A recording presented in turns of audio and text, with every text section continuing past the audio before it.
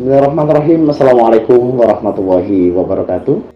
Pemirsa dan pendengar yang dirahmati oleh Allah, masih dalam konteks kajian rutin kami di edisi Jumat, yang kebetulan pada kesempatan ini kehadiran bintang tamu Dr. Esti. Beliau dari pimpinan Pusat Aisyah, juga Ketua Majelis Kesejahteraan Sosial Pimpinan Pusat Aisyah. Beliau juga Wakil Ketua MPKU Pimpinan Pusat Muhammadiyah. Beliau juga MPKU di Aisyah. Beliau juga mantan Ketua Pimpinan Wilayah Aisyah 2 periode 2005 hingga 2015. Beliau juga mantan Kepala Dinas Kesehatan Kota Surabaya. Kita langsung sapa beliaunya. Assalamualaikum Ibu. Waalaikumsalam. Alhamdulillah. Alhamdulillah. Bunda Rukmini sehat Ibu? Insyaallah. Alhamdulillah. Di pembahasan kami yang dalam konten kali ini Ibu tidak terlalu jauh dan tidak terlalu muluk-muluk Ibu. Yang paling utama yang ingin saya tanyakan, kebetulan yang saya kenal Ibu, Gerakan Aisyah atau mungkin organisasi Aisyah ini adalah kegiatan sosial keagamaan, kemasyarakatan, dan tentunya juga ada keilmuan di dalamnya Ibu. Dalam rangka menjalankan kepemimpinan, juga proses saat-saat Ibu memegang sebuah peran, bagaimana sih Bu menata konsep ikhlas pada saat melakukannya Ibu? Monggo. Terima kasih Mas. Alhamdulillah, puji syukur kepada Allah Subhanahu wa taala saya bisa bertemu dengan ibu-ibu hebat dan juga para audiens yang insya Allah juga hebat. Jadi terkait dengan apa yang ditanyakan tadi, ikhlas itu sebetulnya tidak untuk diucapkan ya Mas. Biasanya kalau ngomong saya ikhlas itu justru mungkin sebetulnya tidak dalam ikhlas yang sebenarnya. Jadi sebetulnya konsep ikhlas itu adalah dari diri kita, dari diri kita. Nah, kemudian pada saat kita melakukan sesemua hal, ya tentunya kita harus yakin dengan apa yang kita lakukan itu adalah benar-benar baik, sehingga kita melakukannya itu dengan tanpa beban, hanya karena Allah, itu saja, apapun. Karena memang dalam melakukan atau memimpin sebuah institusi atau sebuah organisasi itu bukan tanpa tantangan. Kalau kita tidak ikhlas, bisa mutung. Saya sudah melakukan seperti ini, kok masih disalahkan. Kalau sudah seperti ini, saya kebijakan ini sebenarnya baik loh, tapi kok di kantor. Ini dalam konteks pemerintahan, karena juga sebab pernah sebagai kepala dinas. Saya sudah melakukan ini dan kebijakan ini sebetulnya baik, tapi belum tentu itu mendapat sambutan, dukungan. Nah, kalau kita tidak ikhlas dan tidak yakin dengan apa yang kita perjuangkan itu benar-benar baik dan karena Allah, kita akan mutung. Jadi substansi ikhlas itu adalah pada hal-hal seperti itu menurut saya. Apalagi memimpin sebuah organisasi keagamaan sosial perempuan. Siap. Beda organisasi perempuan dengan organisasi bapak-bapak. Penuh dinamika. Perempuan itu penuh dinamika dan penuh orang perempuan itu kecil-kecil aja diurusin gitu. Nah, ini sesuatu yang memang butuh keikhlasan, butuh keyakinan bahwa yang kita perjuangkan adalah memang benar, sehingga kita tidak gampang putus asa karena Allah saja. Nah, itulah ikhlas menurut saya. Pada simpulannya, ikhlas itu sangat mudah untuk diucapkan Ibu ya, namun untuk dilakukan itu tidak semudah itu. Sebelum kita pernah melakukan atau mendapatkan tantangan dan berhasil melaluinya, jangan ngomong kalau kita sudah ikhlas. Gitu. Benar sekali Ibu. Kebetulan kalau saat ini yang lagi digeluti Ibu ini kan yang di kesejahteraan sosial ya Ibu ya. Iya. Kebetulan gini, sedikit sharing juga Ibu, kan kami juga lagi berdiri di substansi sosial Ibu, yang dimana banyak permasalahan sosial yang perlu dan sangat harus diselesaikan. Itu tidak tahu waktu, tidak tahu hari libur atau apapun. Bahkan kalau saya amati dari Sendernya hitam semua. hitam semua kalau BSD ini kayaknya. Kalau saya amati dari media sosial, dari titik penjuru pelosok manapun, Ibu, bahkan tempo hari juga ke mancanegara, Ibu, hanya bermisi untuk menyelesaikan permasalahan sosial. Nah, tentunya Ibu itu kan yang paling utama adalah pembangunan konsep ikhlas tadi. Melalui atau melewati proses dan progres seperti itu, Ibu, yang tadinya berangkat nih, misal Bismillah, saya berangkat untuk umat, kan biasanya seperti itu ya. Ketika di lapangan tidak sesuai dengan konsep yang Ibu bangun, otomatis mood itu berubah, Ibu. Satu. Yang kedua, biasanya itu tadi yang Ibu sampaikan tadi, ada mutungnya. Mutung itu kalau bahasa kita purik ya, Bu ya. Kira-kira untuk putus asa ya. Untuk menyetatkan kembali konsep ikhlasnya Ibu itu gimana, Ibu? Baik Mas, jadi permasalahan sosial ibu-ibu, bapak-bapak semua, permasalahan sosial itu sangat luas dan kompleks. Segala sisi kehidupan itu ada implikasinya terhadap masalah sosial. Baik kesehatan, pendidikan, hukum, semua itu ada implikasinya terhadap masalah sosial.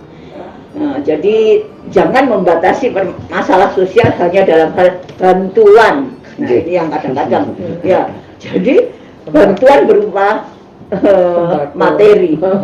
Orang membutuhkan bantuan dalam hal untuk meningkatkan kepercayaan dirinya, keterpurukannya, itu juga masalah sosial. Ya, jadi itu saya ingin menggarisbawahi.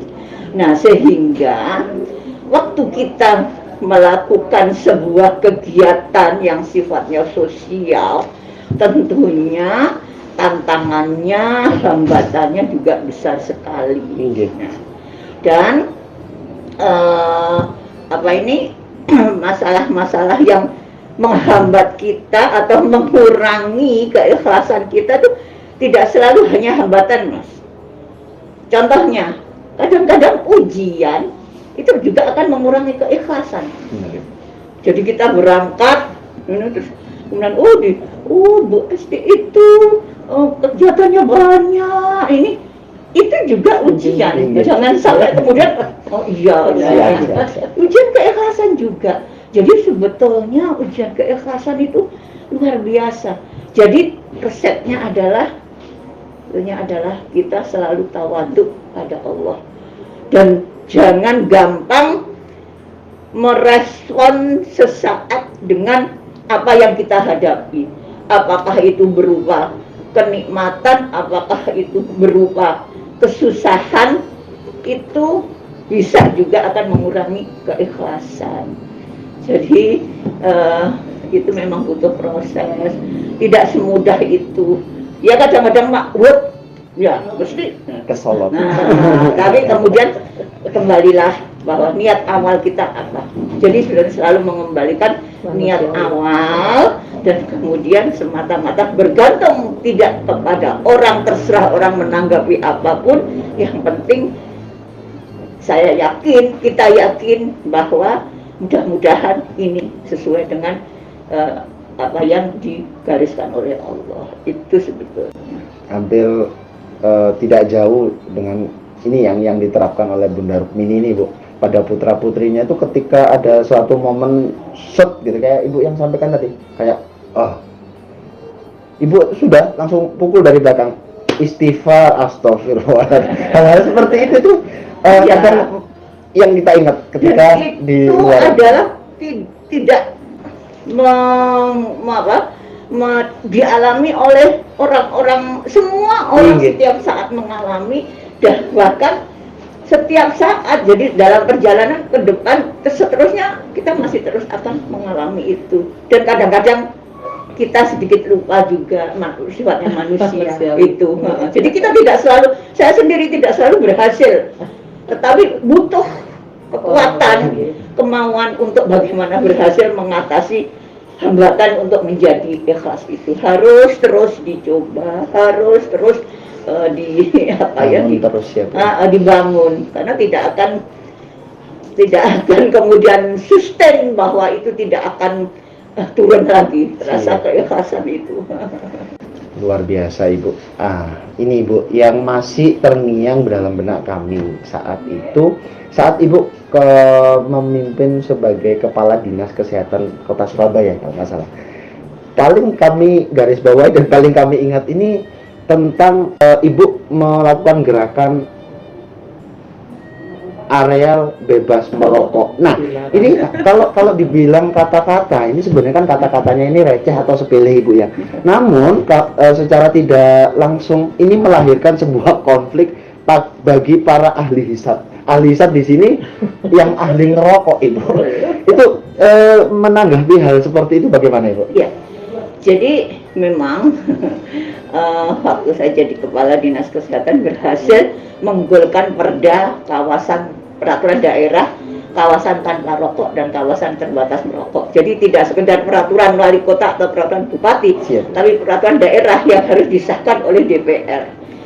Nah, latar belakangnya sebetulnya karena saya selaku orang yang bertanggung jawab terhadap kesehatan masyarakat di Kota Surabaya banyak mendapatkan data-data dan fakta bahwa banyak masalah-masalah kesehatan dalam tanda kutip karena saya dalam hal kesehatan yang disebabkan karena kecanduan asap rokok itu juga nih Bu. Yang kalau sekarang stunting ya, kalau dulu adalah gizi buruk. Nah, itu saya datang sendiri ke ke lokasi-lokasi anak yang kena gizi buruk itu sudah penghasilannya terbatas. Setiap hari untuk rokok saja penghasilannya 100.000, yang untuk rokok aja 50.000, yang 50.000 untuk makan segala macam. Nah, belum lagi rokok juga merupakan masuknya kecanduan narkoba bagi para remaja. Jadi berangkat dari itu maka kami berusaha agar ada peraturan dulu lah, karena memang itu tidak berarti ada peraturan pun kalau tidak dijalankan juga.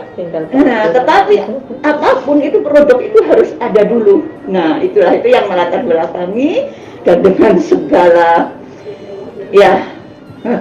kendala dan ini prosesnya lama Mas. Itu saya mulai menggagas sampai di DOK itu hampir 2 tahun. Karena ini adalah sesuatu yang tidak populer.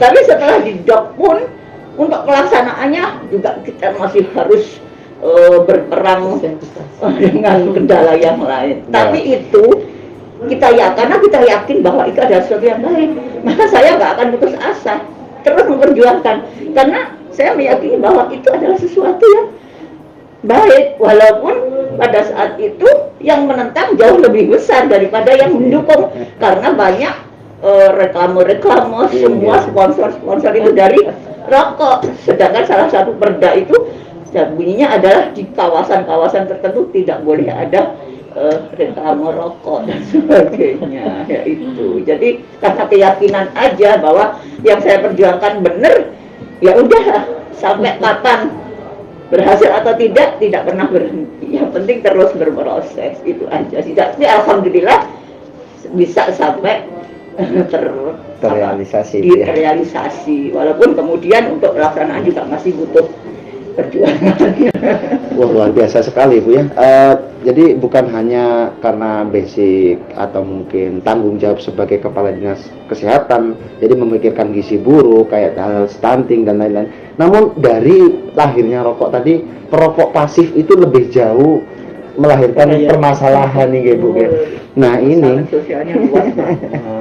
luar biasa Ibu. Kita amati Ibu ya, sudah menjelang dan mendekati gebiar muktamar, persiapan milad juga Ibu. Kalau saya lanjut bergeser ke Bunda Rukmi ini kan kebetulan boleh kita membocorkan temanya Ibu ya. Kan di situ mengusung tema tentang perempuan jadi peradaban utama yang akan diusung dalam konsep ini. Nah, secara kacamata agama, Ibu, mohon dikuatkan bahwasanya Aisyah gerakan perempuan yang berbagai macam. Ini kalau dari konsepnya ini sendiri apa, Ibu? Monggo. Ya, terima kasih Bu Esti kehadirannya, waktunya, mudah-mudahan sehat selalu ya. Ya, harusnya nanti juga ada tambahan barangkali dari beliau. Nggih. Untuk Milad tahun ini dan juga mengarah ke muktamar, tema yang diusung adalah perempuan pengusung peradaban utama ya. Jadi karena itu memang secara landasan teologisnya itu diambil dari Quran surat Ibrahim ayat 1. Jadi bagaimana bahwa Al-Quran yang memang menjadi sumber yang kita yakini ya. Kalau tadi yang harus yakin kata Bu Dr. Esti, bahwa memang yang kita yakini kalau kita di Aisyah itu apapun harus berangkat dari sumber apa yang kita lakukan, sehingga kita bisa mengarah kepada keikhlasan itu karena sumber yang kita yakini adalah wahyu yang datang dari Allah. Jadi litukhrijan nas, bahwa Al-Quran itu untuk mengeluarkan ya, untuk mengeluarkan manusia ya dari kegelapan yang aslinya tidak mengerti.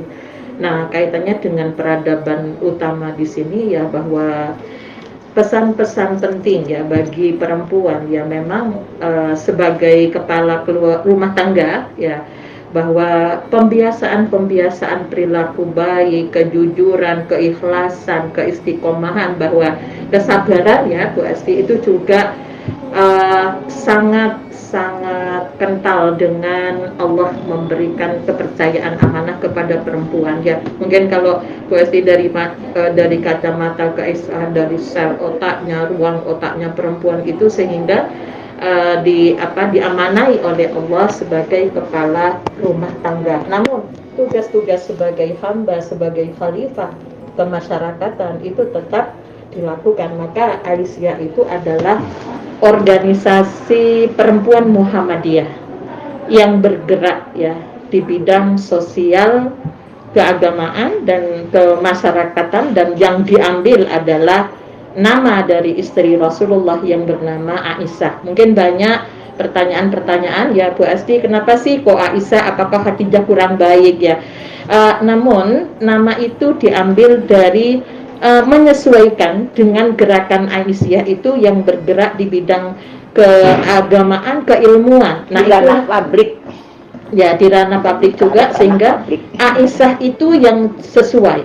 Aisyah itu yang sesuai, bukan berarti istri Rasulullah yang lain tidak baik, namun menyesuaikan istri Rasul itu yang bergerak di bidang kaitannya dengan keilmuan. Berapa hadis yang dihafal oleh Aisyah. Kemudian Aisyah itu juga kalau kita lihat adalah perempuan yang tidak pernah kenal mutung ya Bu ya, sehingga simbol ya, lambang dari Muhammadiyah Aisyah itu kan 12 sinar matahari yang diambil dari Quran surat As-Saff ayat 14 ya, seperti Hawariyun. Jadi memang kenapa kok matahari, kok bukan bulan yang dijadikan simbol daripada lambangnya Muhammadiyah Aisyah, bahwa diharapkan walaupun Aisyah itu adalah perempuan yang gampang mutungan, yang turian, memang salah satu karakternya, namun ketika di Aisyah itu harus paham dengan simbol-simbol itu,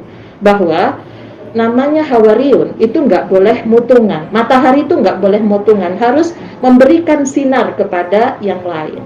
Maka tadi yang namanya kalau ikhlas itu bukan, jangan di awal sudah ngomong ikhlas ya Bu Esti, namun kita harus menghadapi benturan-benturan, kemudian kita bisa memberikan mengambil solusi yang terbaik ya, karena itu kita organisasi dakwah, bukan mengajak ya, bukan mengejek orang ya. Itu untuklah perlu keluasan keluasan dari hati kita. Jadi mulai dari nata niat, dan ini yang perlu dipahami mungkin Bu Esti sebagai ASN ya, kalau sekarang sebagai kepala dinas, satu sisi sebagai ketua PWA Jawa Timur yang sampai 2 periode ya Bu ya, 10 tahun itu ya. Jadi tentunya dinamika yang dihadapinya ya begitu besar, yang insya Allah saya mendampingi beliaunya sampai sekarang coba perempuan membangun sebuah amal usaha. Nggak ada lakinya ya Bu yang di pengurusnya itu. Ini beliaunya kami tetap ajak, walaupun ibu sudah tidak menjadi ketua PWA, namun bagaimana amanah-amanah ini kita teruskan, karena banyak sekali amanah yang pada periode kita, termasuk ATC ya Bu ya, Aisyah Training Center yang alhamdulillah sekarang mulai sudah terwujud, dan perjuangannya pengurusnya semua perempuan, yang laki itu mantukang sama pimpinan proyek yang bagian memang kami tidak punya. Supirnya perempuan juga ya. Jadi artinya begini yang harus dilihat mungkin bahwa sebagai orang yang di pemerintahan ya, bahwa bekerja itu adalah ibadah, namun bukan berarti tidak boleh menerima honor ya Bu ya, jadi pemberian penghormatan, namun itu jangan dijadikan sebagai sesuatu yang transaksional. Jadi ikhlas itu profesional itu melakukan sesuatu yang memang, kalau jadi kepala dinas, bagaimana saya menggolkan sesuatu yang dirasa banyak bahayanya bagi orang banyak di situlah. Itulah salah satu. Jadi bukan berarti kalau ikhlas berarti gratis. Ikhlas tidak identik dengan gratis. Namun yang tidak dibolehkan itu adanya transaksional, yang bahasa sekarang itu wanipiro ya Bu ya. Ya, jadi itu yang nggak dikenal. Sehingga kalau aku mau melakukan kalau ada apa. Kalau di anak muda itu ini Bu, obah-obah. Kalau nggak ada obahnya nggak obah. Nah, ini insya Allah yang ditanamkan ya Bu Esti. Saya pernah menjadi stafnya beliau di Aisyah, yang bagian tablik ya Bu, yang harus mendakwahkan bagaimana sih praktek ikhlas itu, yang memang ya harus berani menghadapi tantangan-tantangan yang tidak semua mengenakkan. Jadi sebuah kebenaran tidak semua diterima dengan pikiran yang benar, dan sesuatu yang baik menurut kita tidak semua diterima dengan hati yang baik. Yang banyak hatinya malah nggak baik gitu ya. Namun kita bisa merubah ya, bagaimana itu hal-hal kepandaian kita dalam mengemas bahwa seperti kepingin jadi Khalid bin Walid ya Bu, saya berperang bukan karena Umar ketika dipecat oleh Khalifah Umar itu kan, itu yang berat untuk mempraktekkan ya Bu Esti ya. Jadi bagaimana kita tetap berada di barisan terdepan. Maka kami tetap mengajak Bu Esti untuk berkiprah di Jawa Timur ya, jadi sebagai kelangsungan itu ya. Mungkin ini kalau tadi dari sudut pandang umum ya Bu ya, dan juga disampaikan juga oleh Bunda Rukmini secara sudut pandang agama. Nah, masih saya terbesit yang tadi Bu, banyak istri-istri yang lain kenapa nggak dipilih dan tidak dijadikan tema konsep, karena yang lebih luas, mulai dari ruang geraknya, mulai dari sikap perilakunya, termasuk kepemimpinannya dan lain-lain kegiatannya, otomatis tetap kembali ke konsep utama tadi ya Bu ya, tentang keikhlasan tadi ya Bu ya. Seorang istri pun nggak mudah untuk memerankan ikhlas itu sendiri Bu. Misalnya nih, kalau kita membahas tentang Nabiullah, kayak yang kemarin dibahas oleh Bunda Rukmini tentang Nabiullah Ibrahim, itu kan juga disampaikan bahwasanya wanita-wanita hebat itu titik di mana menjadi penentu lahirnya putri yang hebat.